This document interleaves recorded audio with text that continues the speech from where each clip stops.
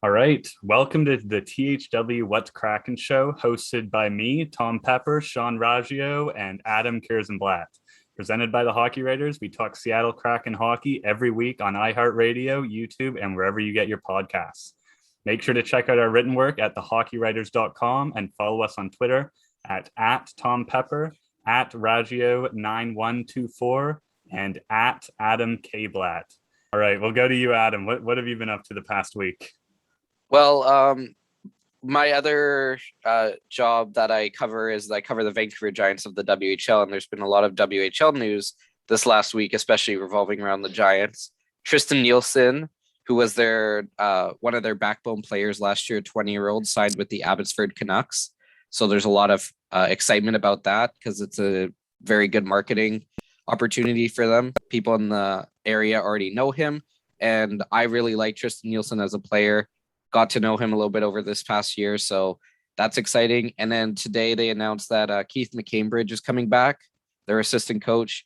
Great guy. He was the coach over in Hartford a couple years ago in the AHL. Lots of experience, traveled around the world, and another great guy. You call him, you text him, answers right away, answers all your questions. So it's going to be very exciting for the Vancouver Giants of the WHL from a media perspective that we have him back.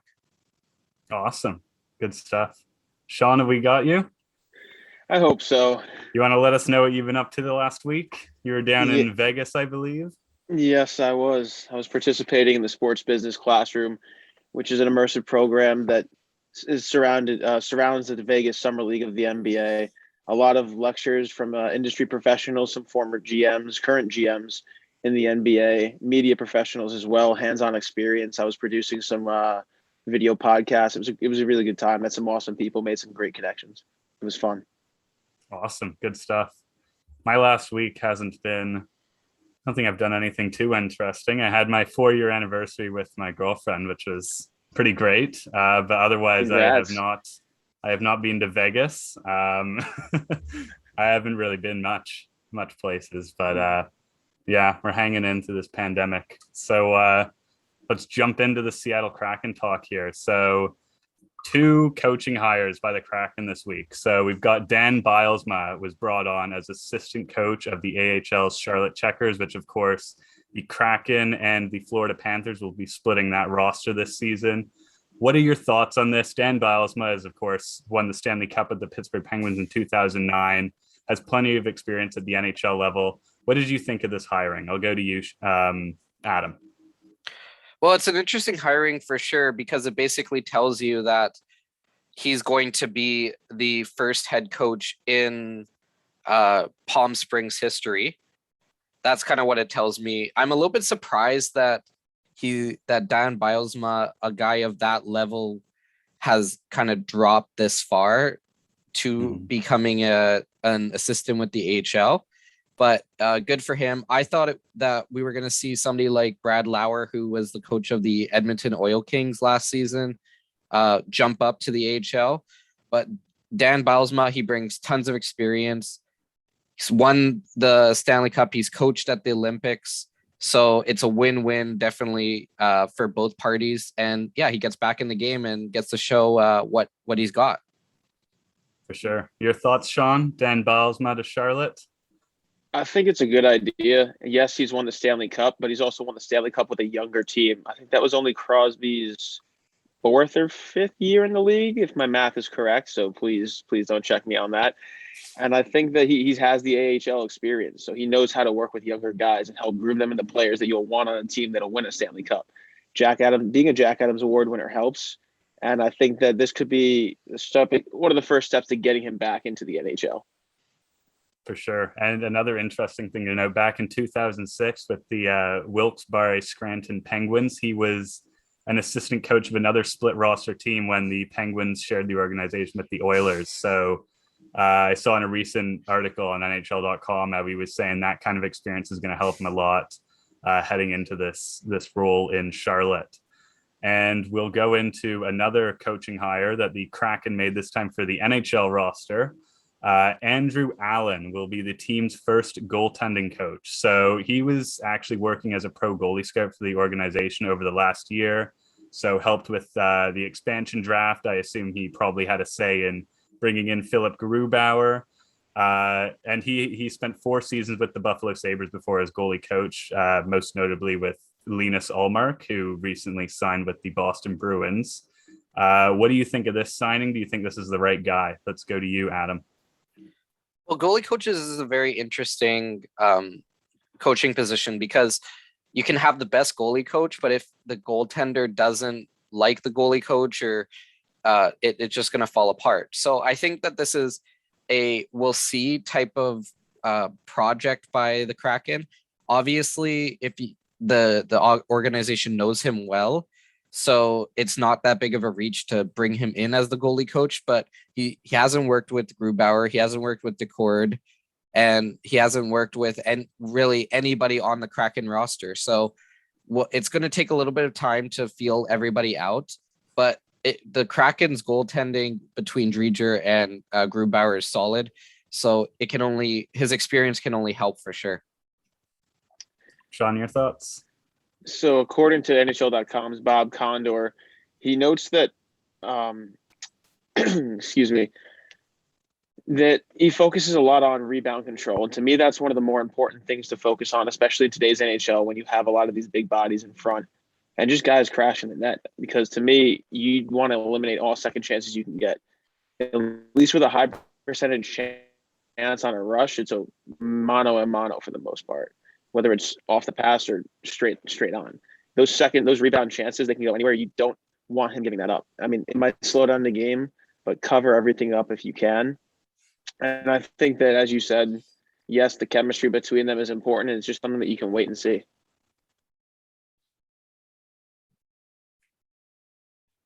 Still there? All right, we'll keep going. Another thing to mention here that we've got written down here, he was also the goaltending coach of Japan's men's national ice hockey team from 2006 to 2011. Also did some work in the NCAA as a goalie coach with St. Lawrence University from 2008 to 2011. So this is not this guy's first time coaching goaltenders, which I think is probably pretty good for Kraken fans to hear. A bit of what's the word I'm looking for? Doesn't matter. All right, let's move on to our next subject here. This one's going to be a bit fun here. So we're getting closer to puck drop on the first ever Kraken season, and a lot of people have been speculating, will there be a captain for this team when that puck drops on opening night? And if so, who will it be? So I'm not even going to give an intro. Let's just get straight into this. Sean, who do you think could make up this leadership group? Do you think they'll name a captain, or do you think they hold off a little while? You know, I'm glad you phrased it that way, because I would definitely put an asterisk next to this on my response to this question, because I don't necessarily think they need a captain right off the hop. Just like how you see teams when they trade away their captain, they're not just going to name one right away. And the Vegas Golden Knights took 4 years to name theirs. Mm-hmm. I could see Mark Giordano getting it if they end up naming a captain. As I said, I probably wouldn't right off the hop. I feel like the team, if the chemistry is right, the captain chooses themselves. And I think in one of my comment sections, they said someone, I think his name was Coach online, he said that he would name Yanni Gourde as an alternate captain, and I can definitely see that down the line. But players who have that leadership experience, I think that Adam Larson is very, very, very unfairly looked at due to the Taylor Hall trade. It's comparing apples to oranges. It's a defensive defenseman and a sniper. So, you know, I think that he's got a lot of game that people don't really pay attention to because of that. And I could see him getting an A. At the very least, Mark Giordano is getting an A. He's been a leader for, I don't even know how long. I think it was since Jerome McGinley was traded, correct? I believe so. For Giordano? Yeah, I believe so. So you want guys in your leadership group, the alternate captains, to have that kind of experience. And Yanni Gourde with that winning experience, which I place a little bit above veteran experience. And the fact that he started from the bottom, the ECHL, and now he's here. And I definitely think that those are two guys. Jamie Alexiak I think we were talking about that off camera. I definitely could see him filling a leadership role. I think he's a little overlooked, but I could definitely see that. And as a side note, a little unrelated, I think I'm back. I think I'm good. Knock on wood. I think I turned off my Bluetooth, so I'm not using headphones. I figured it would make the audio quality better if I did. So let's cross our fingers, boys, Running because smoothly right now. I just gave a sermon right there, and it worked. So we'll see how the rest of the show goes. But knock on wood, cross your fingers. Adam, your thoughts on potential captains? So I don't think that they'll have captains this year, like an actual captain. I think they're going to go with the 3 A's.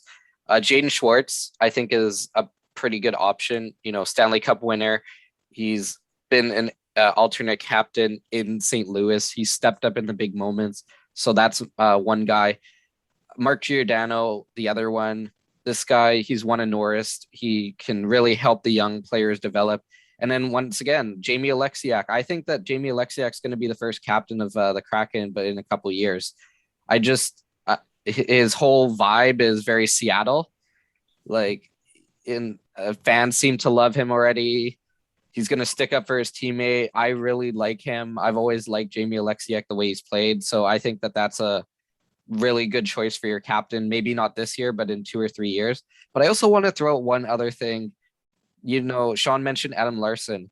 It's amazing to think, we're 8-9 years after that trade, the Taylor Hall for Adam Larson. Who would have thought that Edmonton won that trade? Yeah.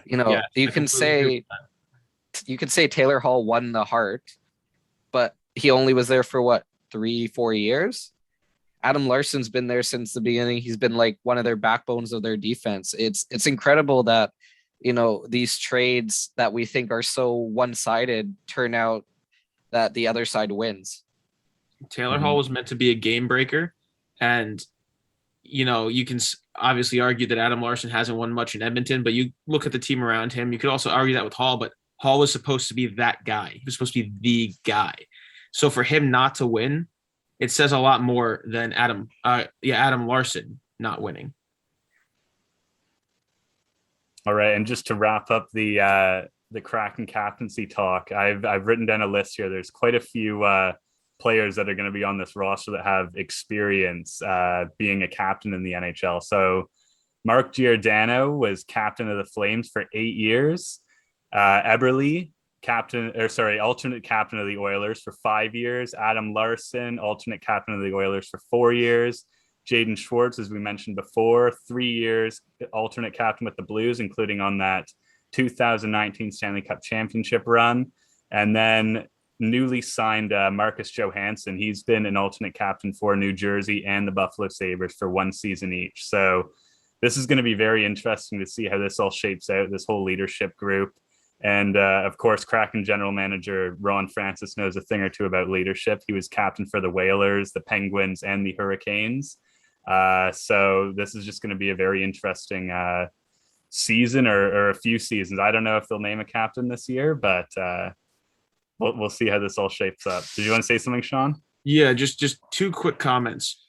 One, I wouldn't sleep on Colin Blackwell. I know he's just established himself as an NHLer, but if my memory serves me right, at the Worlds, he was an alternate captain for Team USA, and he's been through a lot just to get to this point.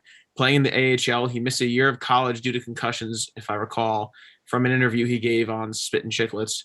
So he's definitely gone through more than you would think for someone who's only played, I think, 2 full seasons, parts of 2 full seasons, considering last year wasn't a full season in the NHL.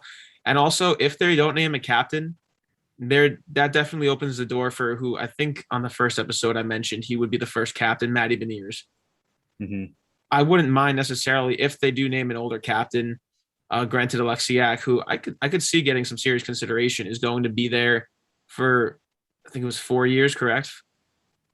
So they would maybe go with someone like Giordano if they named the captain, because he's on that shorter term and he can ride that out until you want to give it to a Matty Beniers. But I could definitely see him being the first captain of the Kraken. For sure. Another interesting thing to think about is Vegas. How many roster moves were made before they finally named a captain? Like Mark Stone was their captain. He was not there at the beginning. So who knows? There could be more players, more leaders added to this roster in the next few seasons, and we'll have to see how it shapes out. Adam, you wanted to say something? Yeah, who knows? They could go full chaos mode. Offer sheet Elias Pettersson from Vancouver, make him the captain, start the rivalry right off the bat. Oh, that would cause fire.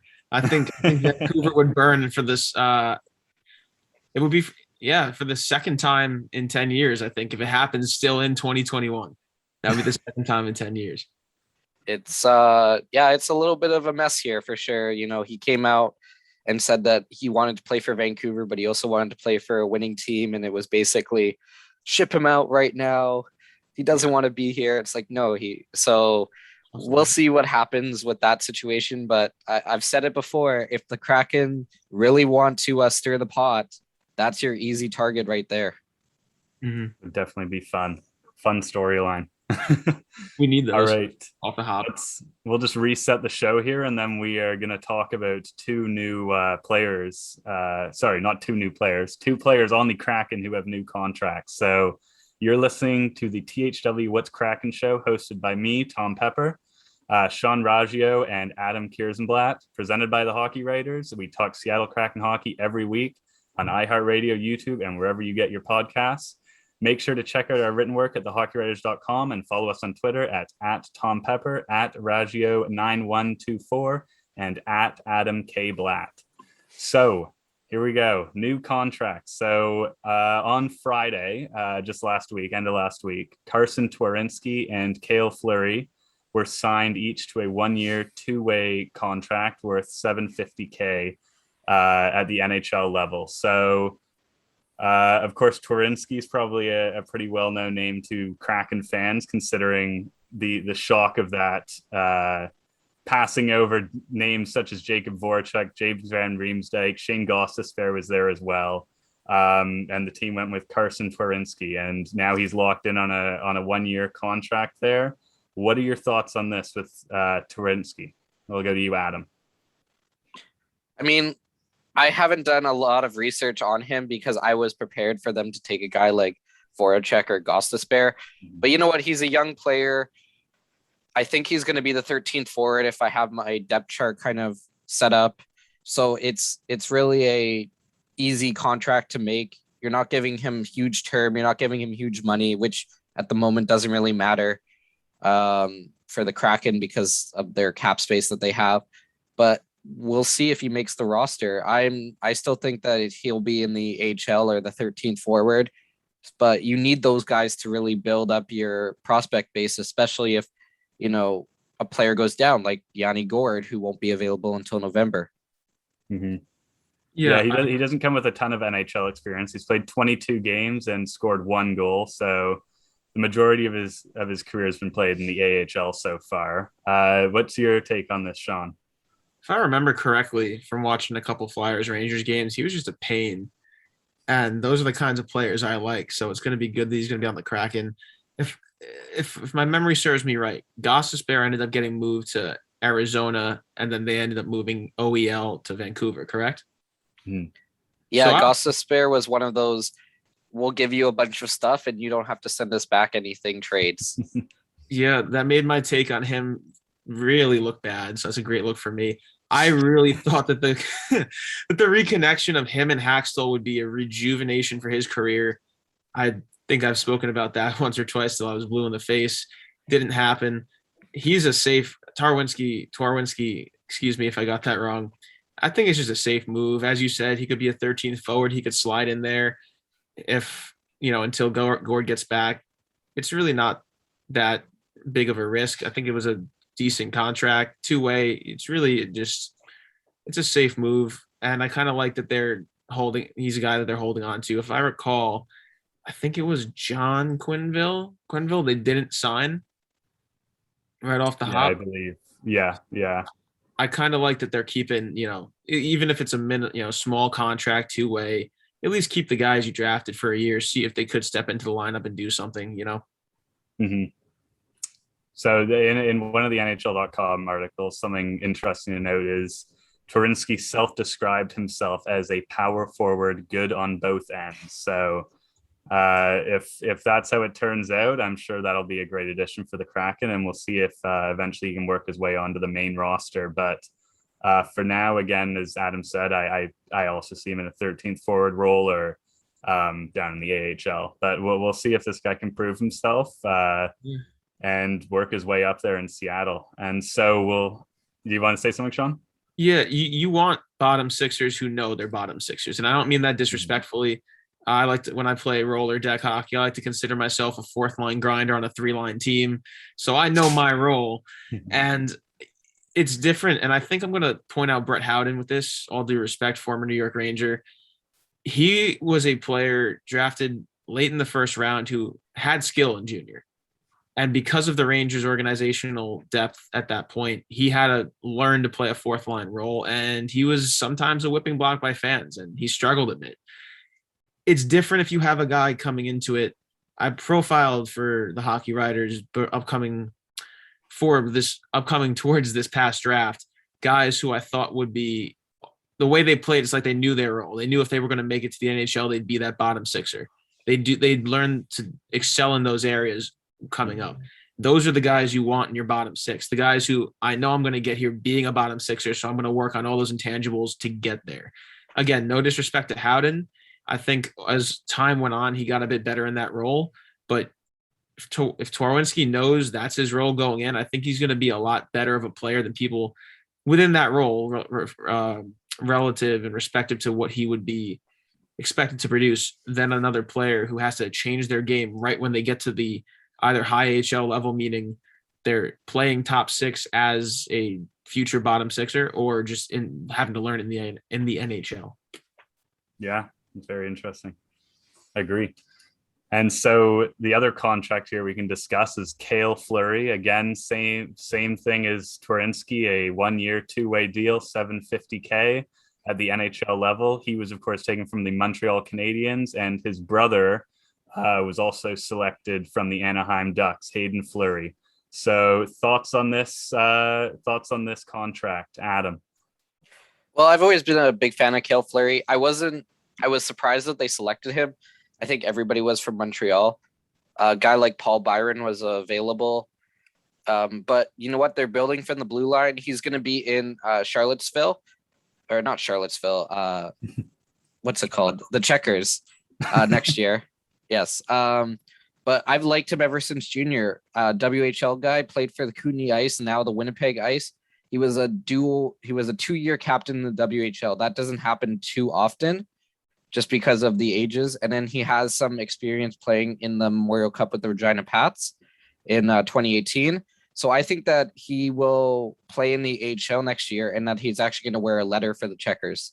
It's kind of going to be like Aston Sautner from Vancouver last year, where he went over to the Manitoba Moose during the season to play because of the whole bubble situation, which is Winnipeg's affiliation. And he was wearing a letter for another organization's AHL team. So I think we could see a similar situation with Cale Fleury, a great player. And maybe one day we could see a Fleury tandem on the back end for Seattle, even though they do play the same side. That would be awesome. Sean, what are your thoughts? So I got a little, I don't want to say head over my heels. I can't think of the right term, but I definitely, in my projection, I think I took Jonathan Drouin. So I was way off with this. And I may consider myself that fourth line grinder on a 3-line team, but I'm also a bit of a teddy bear. And I loved the storyline of taking both, the brothers at the expansion draft. And I think that part of the reason for his 1-year term on this is because him and his brother Hayden will expire at the same time. So I'm not sure if there's a game there. I don't know if I might be a bit presumptuous. I don't know if they took them both for that attention, for that storyline. It's all sweet and stuff, especially if they're not going to play on the same team anyway. It gives them, they're both going to be RFAs after this year, if I recall. So it's definitely going to be interesting to see where they go from here. If they really consider him that key to their team, I think it's almost like a prove it. I think both of them are kind of being looked at as a prove it this year. You could have probably attempted to resign if I got my facts right, Hayden Fleury, right? You could resign him the year prior. So that, I think that it's interesting. They might, at this upcoming offseason, they might not be on the same team come the 22-23 season. But that's a bit ahead of myself. I think that it was a good move. As you said, you want leaders in the AHL. Even if they might have a shot at the NHL, you want guys who are looked at in your AHL locker room like, hey, these guys know how to get it done here. And especially if they make it to the next level during the season, yes, you're losing a leader in the AHL, but it just shows that what they're doing is working. And you want those younger guys to emulate that. Mm-hmm. And as you guys mentioned, he's probably going to be on that AHL roster. He's played 92 AHL games with 34 points, 11 goals, 23 assists. So for a defenseman of his age, 22 years old, that's pretty solid. He also got some NHL playing time, 41 NHL games, all in the 2019-20 season, and he scored 1 goal. So we'll see how this kind of unfolds over the next season or so, if he can work his way up, and if we maybe one day see a Fleury pairing. I'm sure they'll both be motivated a lot more to get better and to make this Kraken roster, knowing they have the possibility to one day play together in the NHL. So getting into our last topic here, the Kraken have signed another UFA, Marcus Johansson, who is a center. So he's signed on a 1-year, $1.5 million contract with the Kraken. He's 30 years old, and he is also able to play on the wing. So we'll go to you, Sean. What are your thoughts on this?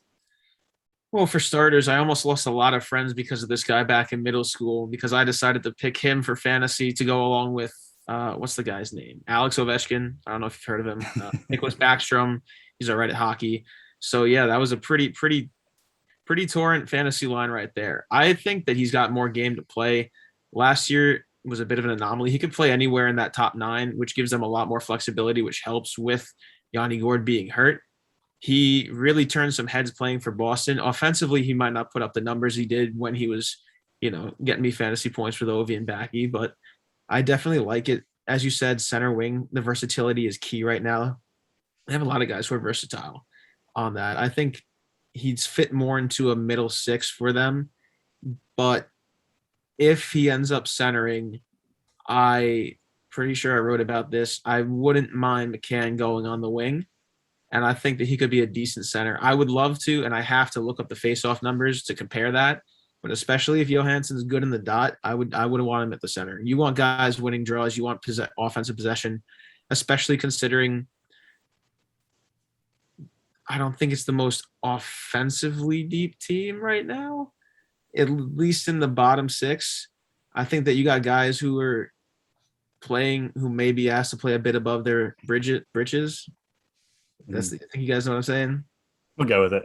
Yeah, you know what I'm saying. So I definitely think he can help with that. And, a guy like him, Yarn Crow, can play wing, center, top 9, so they can play anywhere there, especially because who knows, with hockey, injuries could happen throughout the season. They'll give you the flexibility and the depth that the Kraken need. We're good. I think we're in agreement about their defense is in a pretty good spot. Now it's the forward core that kind of needs to be rounded out, and he was definitely a solid pick up by them. I didn't project it. I didn't expect it, and I'm happy with it. What are your thoughts, Adam? Johansson? I mean, he's going to be a depth guy.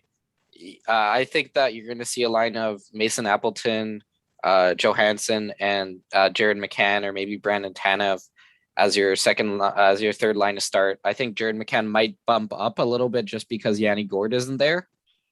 But we'll see. It's a depth signing. But one thing I want to mention is that we're seeing a lot of like these short-term contracts with Seattle. So kind of like one and done contracts, and I was kind of looking into it, and I'm looking at the free agencies period for next year, and it kind of makes sense what they're doing. There's some very big names up next year. Guys like, if you want to go big, Malkin and Giroux, got PK Subban, Phil the Thrill, Phil Kessel. Guys like Chris Letang, and then if you want to go younger, a guy like Johnny Gaudreau, Philip Forsberg, Thomas Hertl, Barkov. Like, these are guys that odds are they're going to resign, but they might get to that free agency period. Also, another guy, Andre Palat, played with Yanni Gourde last year on the same team. So I think what they're doing is that they're kind of aiming themselves for next year with a lot of these 1-year contracts. So I strongly believe that this team is going to look completely different year to year. And if we see any more contracts down the line, it's going to be these 1-year deals. But Marcus Johansson, great pickup. Once again, going to really solidify the third line. And this team is going to win a lot of like 1-0 or 2-1 games. So Seattle fans should get ready for low event hockey just based off of what we've seen from the roster. Fantastic point. Yep. Yeah, and it's very it's great that you mentioned the point about free agency next season. That is probably a lot of what Ron Francis is doing with these short 1-year contracts, because next year's free agent pool is something. It's going to be very fun, next year's free agent frenzy. And so just to wrap it with Johansson here, we'll give you his stat numbers. So he has 378 points, 135 goals, 243 assists in 684 NHL games. He's played in many places in the NHL. His longest tenure was with the Washington Capitals. I believe it was 7 seasons he played there. He's also spent time with the New Jersey Devils, Boston Bruins, Buffalo Sabres, and most recently last season, the Minnesota Wild. So again, I think this is a great depth signing, and perfect. I think it's perfect value. I think this is a great signing all around. And with that, we will conclude episode 2 of THW What's Kraken. So thank you for tuning into this week's episode of THW What's Kraken. We hope you enjoyed the show and look forward to next week, as we'll be breaking down any Seattle Kraken news and rumors that come up over the next few days. Again, make sure to check out our written work at thehockeywriters.com and follow us on Twitter at Tom Pepper, at Raggio9124, and at Adam Kierszenblat. From Tom, Sean, and Adam, this has been THW What's Kraken.